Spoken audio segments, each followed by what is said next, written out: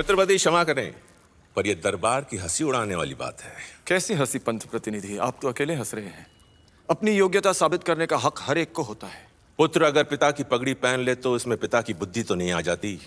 चंदन के वृक्ष को भी सुगंध देने के लिए एक उम्र की आवश्यकता होती है। पर कांटा छोटा हो तब भी चुभता है, काय मरता। चीते की चाल, बाज की नजर और बाजीराव की तलवार पर संदेह नहीं करते, कभी भी मात दे सकती है। मैं बाजीराव बल्लाड़, स्वर्गीय पेशवा बालाजी विश्वनाथ का पुत्र, खुद को पेशवा के पद के लिए योग्य मानता हूं और इसके लिए हर कसौटी से गुजरने के लिए तैयार हूं। कसौटी तो जरूर होगी बाजीराव, पर उसका फैसला हम नहीं, पंत प्रतिनिधि करेंगे।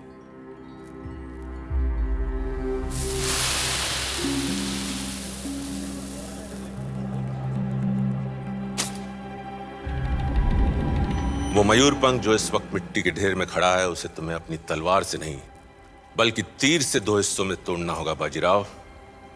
शस्त्र चलाकर तुम्हें शास्त्र की समझ भी देनी होगी। अब देखते हैं चीते की चाल और बाज की नजर।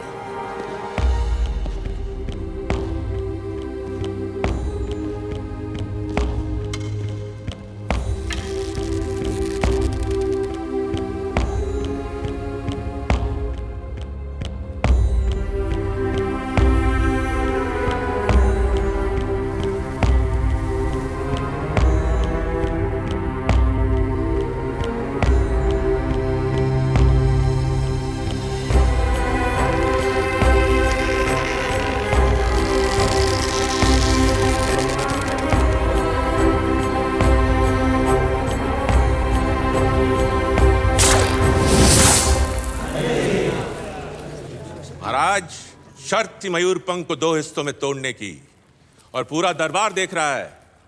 मयूरपंख अब भी वैसा का वैसा है, पर पहले से कुछ छोटा है। मिट्टी छानिए, आधा टुकड़ा वहीं मिलेगा।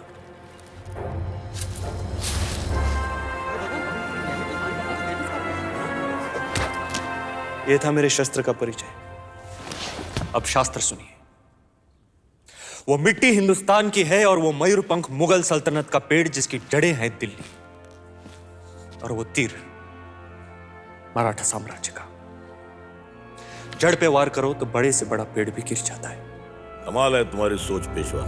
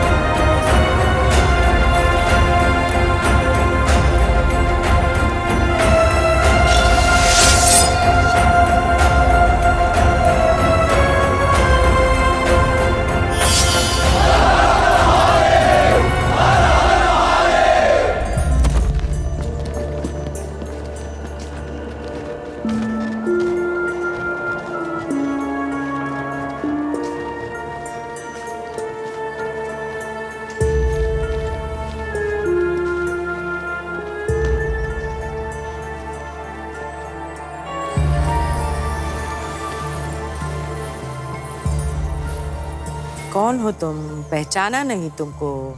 आप राजा छत्रसाल की बेटी हैं। हमें पता नहीं था कि राजा छत्रसाल की इतनी खूबसूरत बेटी है। खुशी हुई तुमसे मिलके। शुक्रिया। नाम क्या है तुम्हारा? मस्तानी। मस्तानी।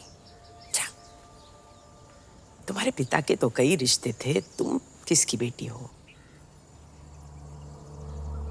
रूहानी बेगम की। मुसलमान हो। राजा छत्रसाल को इतना भी एहसानमंद होने की क्या जरूरत थी कि इतनी दूर से अपनी बेटी के हाथों सौगात भेज दी? काहे चीमा जी?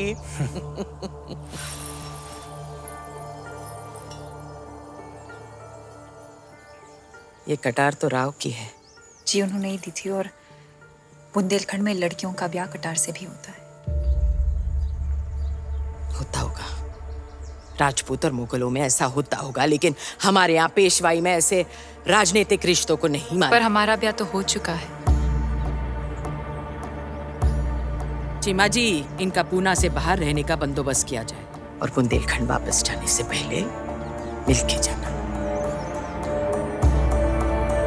ताई साहब भाई, पेशवा भाई, हम पेशवा की ब्याहता पत्नी हैं, काशी बाजीराव बल्लाड़। इतने सालों से रिश्ता है हमारा। क्या रिश्ता है हमारा? बताओ। आप जिनकी पत्नी है वो हमारे भी पति हैं। होगी, पर जहां तक हमारी समझ है, एक पत्नी के होते हुए पुरुष अगर दूसरी पत्नी को ले आए तो उसे उपवस्त्र ही कहते हैं। ये उपवस्त्र बड़ा ही भारी शब्द है, वो आम भाषा में उसे क्या कहते हैं? वो रखियल।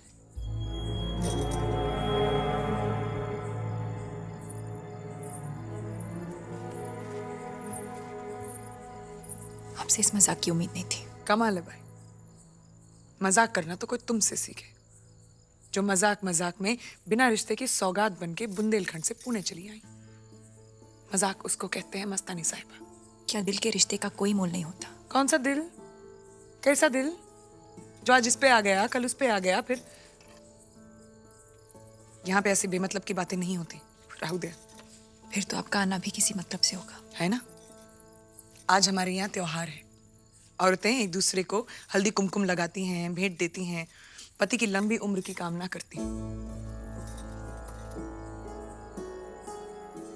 जितना बुरा भला हमें कहना था हमने कह दिया, पर इस शनिवार वाड़ा में तुमको इससे भी गंदी और गलीज बातें सुननी पड़ेंगी। मस्तानी, तुम सुनना, अपना दिल मैला मत करना। राव को तुम्हारी जरूरत है और उनकी जरूरत का ख्याल रखना हमारी जरूरत है। तो बस अपने ही मतलब से आए हैं। चला लाओ।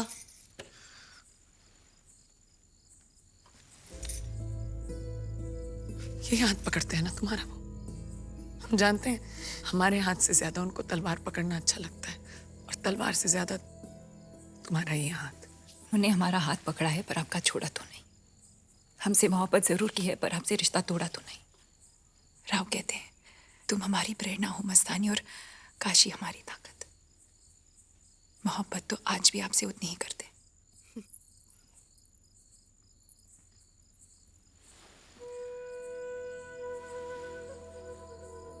आज यहाँ आकर अपने बुंदेलखंड की इस नाजायज बेटी को सिंदूर जितना जायज बना दिया।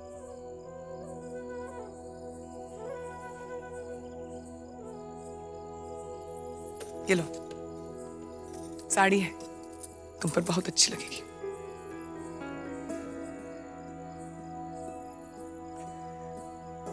चलते।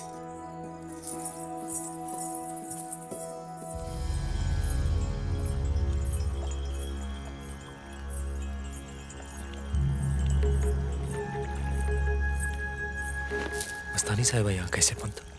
माँ साहब ने ही भेजा है इन्हें आज की महफिल से जाने।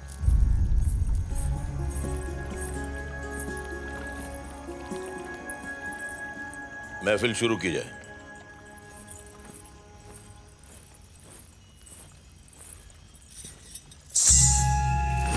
महफिल सजाने के बजाय इस तरह घुंघरू रखकर महफिल का अपमान कर रही हो तुम। हम महफिल का अपमान नहीं अपना मान रख रहे हैं। कौन हो तुम? मस्तानी। बुंदेलखंड की सौगात है ये। पेशवा के पाड़वा के उत्सव में तो इसने 4 चांद लगा दिए थे। वो उत्सव था, ये महफिल है, और ये कोई नाचने वाली नहीं है। राजा छत्रसाल की बेटी है और इस वक्त पेशवाई की मेहमान है। लगता है ये मेहमान कुछ ज्यादा ही खास है। खास है प्रतिनिधि, इनकी वजह से आज ये पेशवा जिंदा है और पेशवा की वजह से मराठा साम्राज्य जिंदा है। आला लक्षात। क्षमा सावी छत्रपति, इनको यहां से जाने की आज्ञा दीजिए। इनकी जगह इस महफिल में नहीं है। सही कह रहा है पेशवा। तुमने पेशवा की जान बचाई है, बदले में हम तुम्हें क्या दे सकते हैं? अगर हमने मांग भी लिया तो आप दे नहीं सकेंगे छत्रपति। ऐसा क्या है जो एक छत्रपति नहीं दे सकते? पेशवा,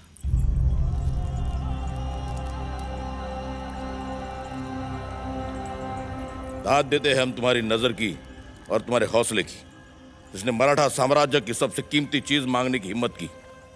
लेकिन इस गुस्ताखी के लिए तुम्हें सजा भी मिल सकती। किसकी तलवार पर सर रखूं ये बता दो मुझे। इश्क करना अगर खता है तो सजा दो मुझे।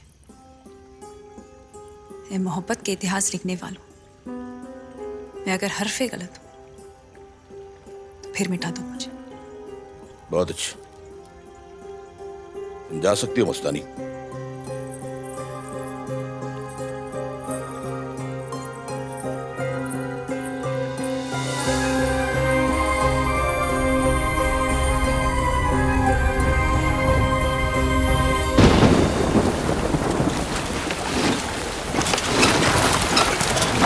नाव को मत बांधो, अब उस पार जाएंगे।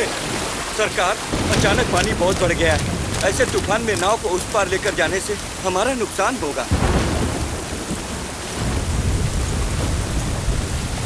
नाव की कीमत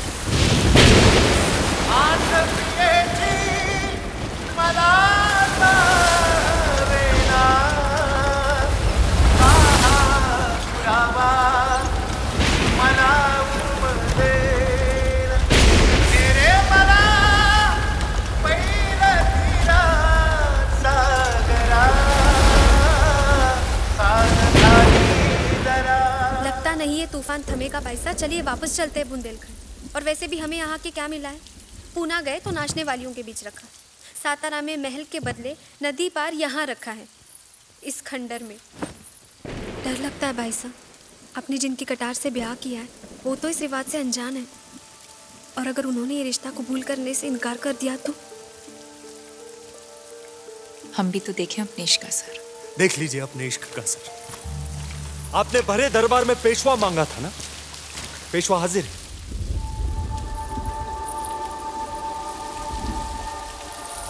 मानना पड़ेगा मस्तानी साहब, जिस रिवाज से, जिस रिश्ते से हम अनजान थे, उसके लिए आप अपना सब कुछ छोड़कर चली गई। क्या है इस दीवानगी की वजह? इश्क, जो तूफानी दरिया से बगावत कर जाए वो इश्क, भरे दरबार में जो दुनिया से लड़ जाए वो इश्क, जो महबूब को देखे तो खुदा को भूल जाए वो इश्क।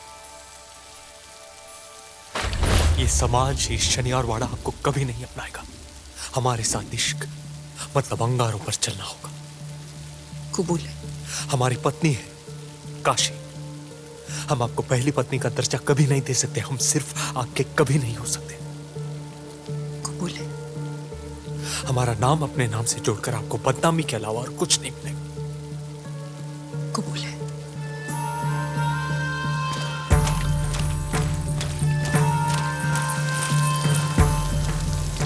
ये धरती, ये आसमान, ये तूफान और ये सीने की आग को साक्षी मान के आज से हम आपको अपनी पत्नी मानते हैं। दुनिया हम दोनों को हमेशा एक ही नाम से याद रखेगी, बाजीराव मस्तानी।